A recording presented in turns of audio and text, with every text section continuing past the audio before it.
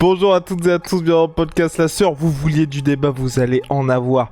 Israël Adesanya est-il finito pipo? On va voir tout ça avec Big Rusty. Déjà parce que Russ pense que non, moi je pense que oui. Point statistique parce que c'est important, parce que les gens peuvent dire ce qu'ils veulent. Il y a des chiffres. 4-4 sur ces 8 derniers combats, 2-2 sur les 4 derniers, 0-2 sur les 2 derniers, 35 ans, plus de 100 combats en tout, tout sport confondu, on va voir tout ça ensemble. C'est parti, générique. Donc là, tu vas omettre contre qui sont les 4 défaites. Pop, T'inquiète pas, j'arrive pour ton matricule, mon gars. On est parti, générique. Soit.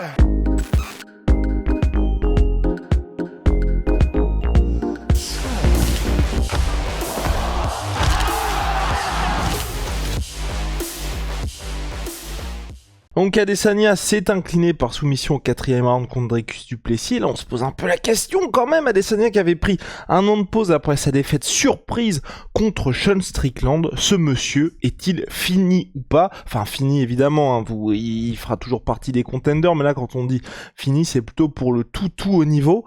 Moi je pense que oui, parce que forcément plus t'as de défaites, moins t'as de passe droit.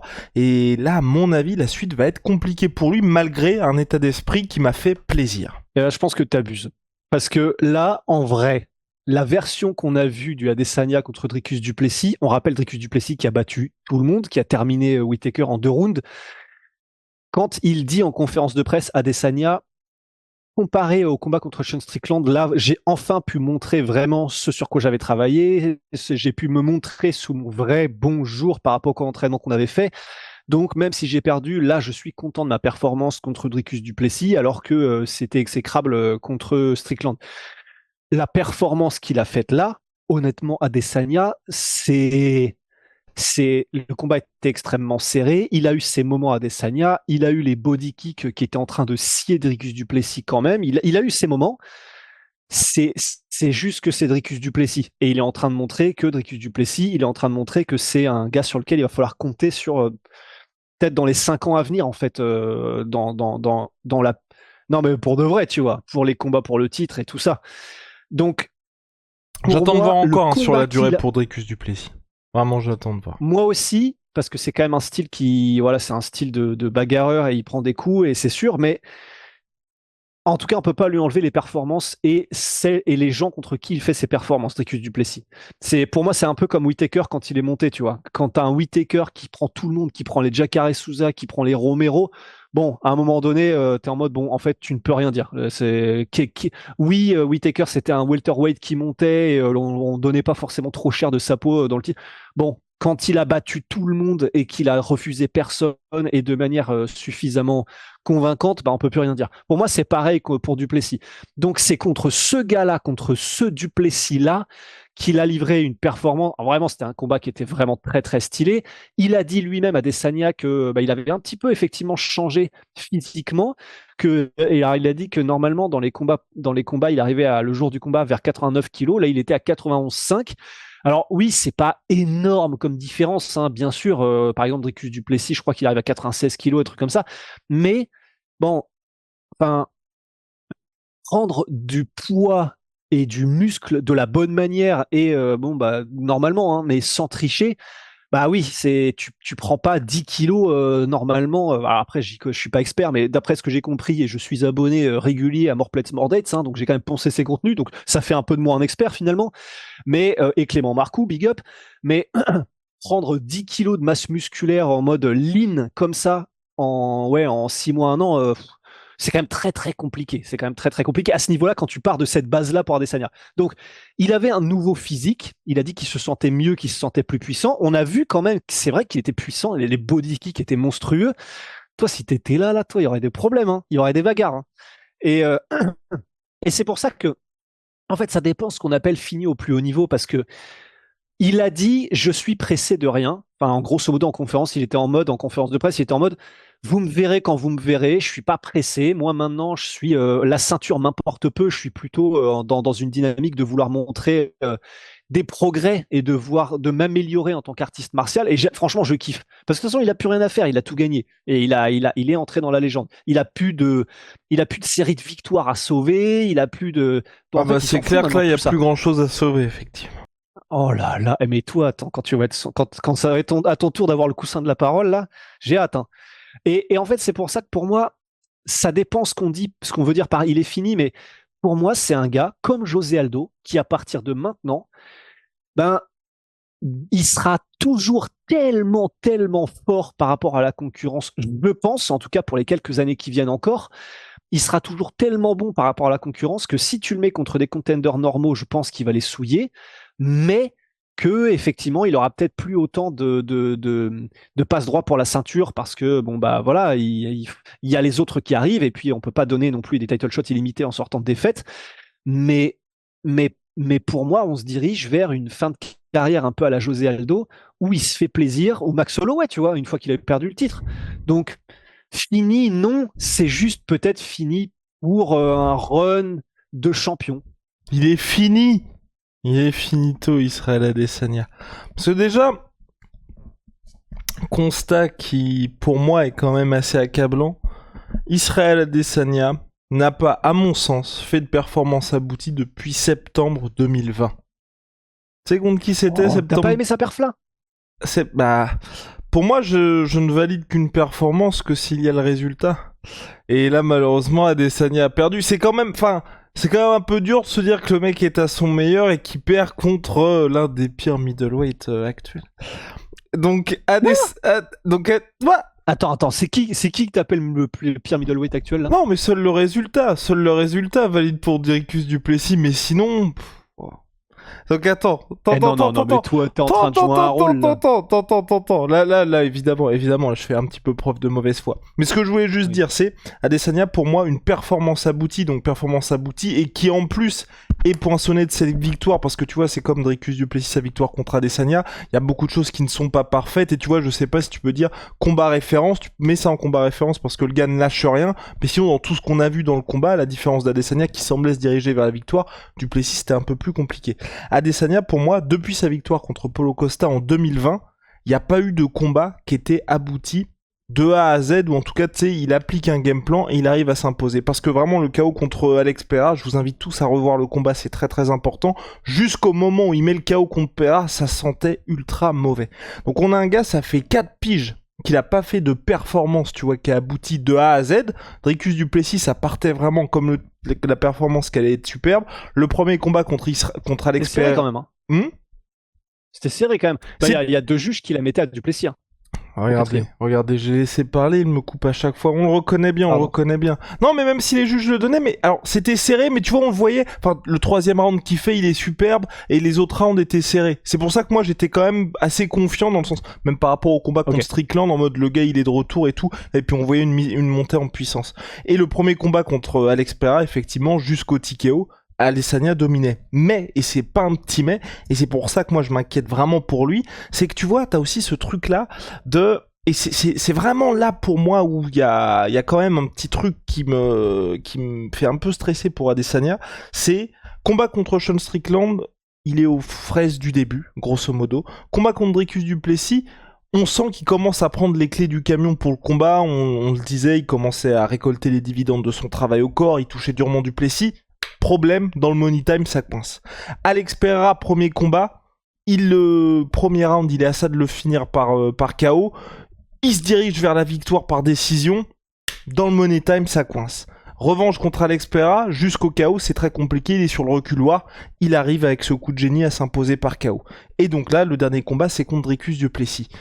Et en plus, bon, si on ajoute à ça le combat contre Jan Blachowicz, où aujourd'hui Adesanya, c'est 8 derniers combats, 4 défaites, 2 fois il perd en striking, 2 fois il perd grâce à la lutte adverse qui a quand même son lutte adverse et sol. Moi j'ai peur que les gens aient commencé à un, trouver un peu la parade, et deux, n'aie plus vraiment peur, tu vois. T'es plus ce côté, bon bah ça y est, le mec est installé, il va réussir à prendre les clés. Et c'est ça qui m'inquiète vraiment pour lui. C'est que tu sais, jusqu'au dernier moment, tu vas avoir ta chance.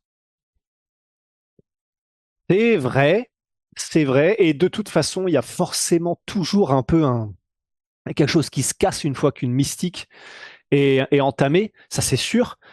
Et il y a un autre truc, il y a un autre point aussi qui est intéressant, et j'en parlais tout à l'heure, big up à mon gars Carlos, et dès que je le vois, je kiffe, donc à la salle, donc big up Carlos. Et en gros, il disait un truc qui était intéressant quand on a parlé, il était en mode, c'est quand même intéressant que dès qu'il y a soit des défaites d'Adesanya ou qu'il y a des choses qui se passent mal, c'est toujours dans des combats où il est investi émotionnellement. Et c'est vrai, en fait, c'est pas con, parce que finalement, les combats contre Pereira, alors, c'était vrai aussi, et d'ailleurs, il me rappelait aussi qu'il était quand même beaucoup plus calme. Par exemple, dans le deuxième combat contre Pereira, où il a mis KO Pereira à la fin, tu sentais dans les conférences de presse qu'il n'était pas autant investi, qu'il était en mode vraiment assassin silencieux, beaucoup plus, etc. C'est vrai.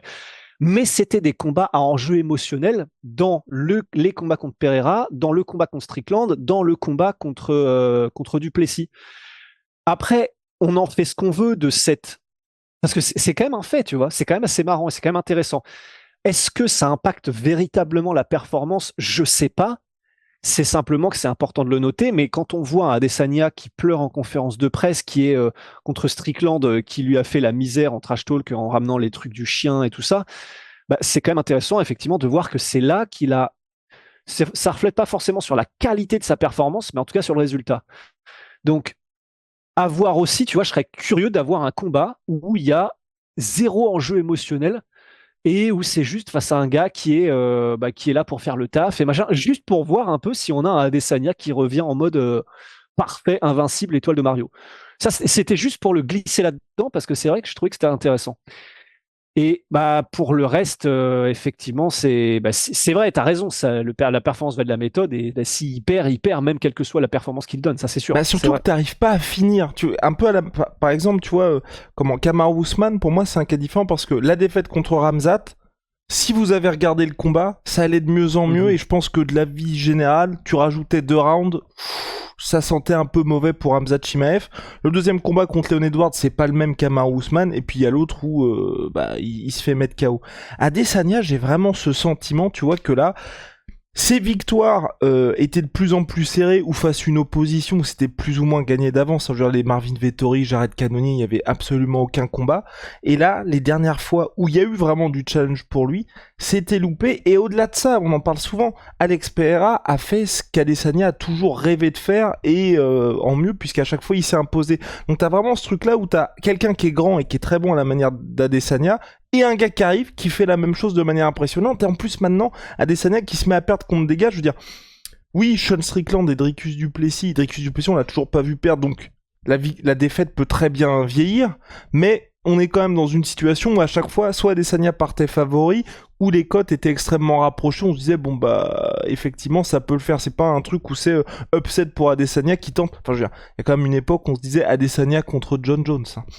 Donc des choses où le gars s'attaque à quelque chose d'impossible. Et là où moi j'ai vraiment peur, et c'est pour ça que moi je dis finito, c'est qu'il y a quand même des gars qui montent salement chez les middleweight. Si l'UFC ils se disent allez, on va mettre Hamza Chimaev contre Adesanya.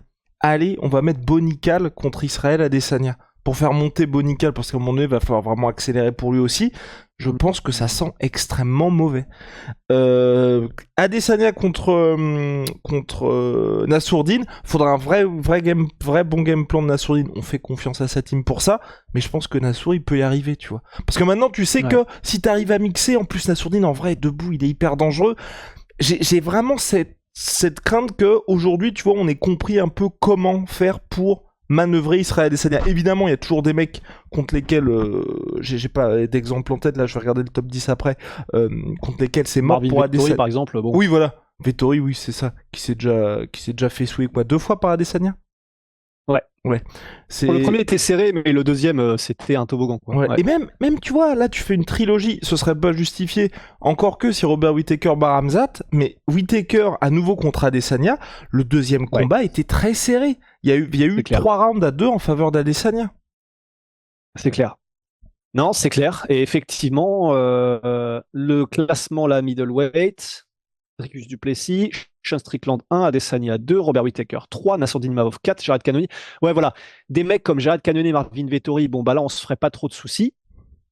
Paulo Costa, pareil, Hermansson, pareil, un peu l'ancienne garde, en fait. Ouais.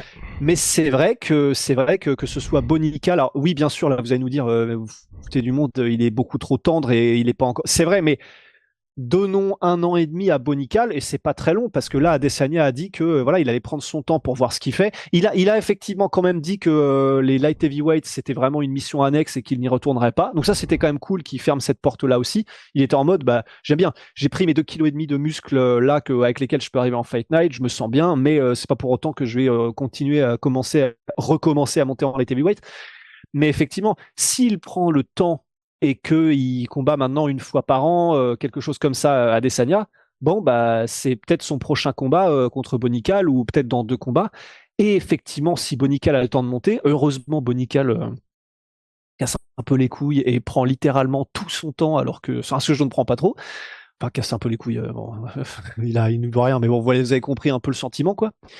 Mais c'est vrai que pour Adesanya, des gars comme ça qui montent, j'allais dire un Caio Borralho, mais je sais pas, parce que Caio Borralho, Bon, on je sais verra pas, j'ai du déjà mal ce à que le voir ça donne champion contre Jared Cannonier.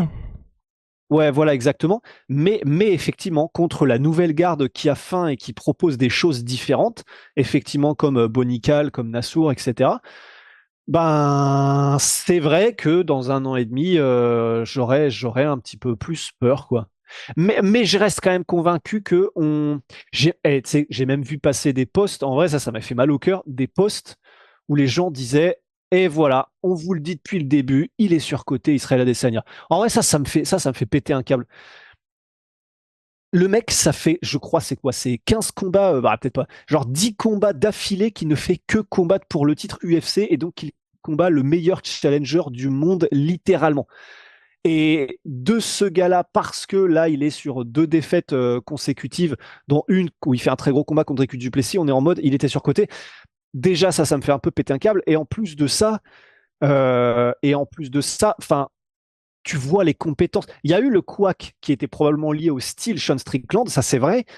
Mais enfin, quand on voit là ce qu'il arrive à faire quand même contre Dricus du Plessis, qui est ultra chaud à manœuvrer, quand on voit les combats qu'il fait contre Alex Pereira, etc. Les compétences sont là. C'est pas comme, je sais pas, comme par exemple, et pourtant, bah, tu sais le respect que j'ai pour Fedor, mais pour Fedor, tu voyais dans la fin de sa carrière que il y avait plus, voilà, il se reposait un peu plus Oui, on n'en sur est pas là pour sa capacité Adesanya. à mettre KO. Ouais, voilà, on n'en est pas là pour Adesanya. Tu sens qu'il est quand même, et il le dit lui-même, il se sent au pic de sa forme encore, tu vois, de sa forme physique, de sa forme technique. Et honnêtement, quand je vois le combat contre Duplessis, je suis assez d'accord. Mais c'est simplement que, voilà, c'est peut-être que les prochains combats, peut-être soit par un manque de motivation, parce que ça doit jouer aussi. Si le prochain combat n'est pas pour le titre, et ça risque d'être le cas, si le prochain combat n'est pas pour le titre et qu'il a plus forcément la motivation, parce que si sa seule motivation c'est de devenir le meilleur combattant qu'il peut devenir, alors c'est bien, mais je sais pas si ça te donne quand même le même degré de motivation pour te lever dans chaque jour de camp d'entraînement que quand tu sais que tu vas affronter Pereira ou Duplessis, quoi.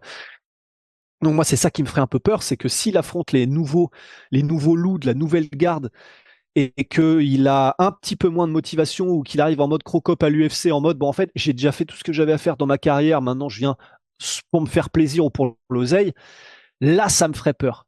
Et effectivement, c'est là où je me dis ça peut faire très mal. Mais sinon, en termes de compétences, et si on était sur un Adesanya dont le niveau ne baisse pas, je serais confiant, tu vois, d'une fin de carrière à la José Aldo ou Max Holloway. Et surtout Big Rusty qui retrouve cet instinct de tueur Israël Adesanya où il attendrissait la viande et puis une fois qu'elle était à point, boum, il la saisissait au À la calme. poêle. Moi c'est surtout ça que j'ai envie. Parce que bon là il y a pas mal de mecs qui vont vouloir sa tête. Comme tu l'as dit, les gens commencent à dire il est surcoté. Tous les mecs vont se réveiller pour dire il est plus si fort que ça. Donc voilà, faut poinçonner le truc et montrer à tout le monde que c'est toujours le patron. Il y a toujours... Voilà, le trompe-pas. Ouais. Voilà. On a terminé sur Easy ? Ouais, on a terminé sur Easy, ouais. Ok, parfait. Bon allez, ciao. mon Sweet Pea. Mon Sweet Protein, moins 30% minimum sur tout My Sweet Protein. Avec le code LASSEUR. Et puis n'hésitez pas à dire si Israël Adesanya est finito pour vous ou pas. Même si on sait que vous êtes du même avis que moi. Holy Moly Révolution dans les boissons énergisantes, les gars. C'est en poudre. Regardez mon petit sachet de Holy là. Tac. Vous mettez ça dans votre shaker. Et puis c'est all good avec un petit peu d'eau. Donc code la sueur 5 pour votre première commande, moins 5 euros. Si vous avez déjà commandé chez eux, code la sueur 10, moins 10%. Il y a énormément de variétés, dont dernier banger avec un confiseur allemand. Nous recommandons chaudement. Et là c'est la gamme énergie, focus. Parfait pour les grosses sessions travail. Allez, on se retrouve très vite. See ya.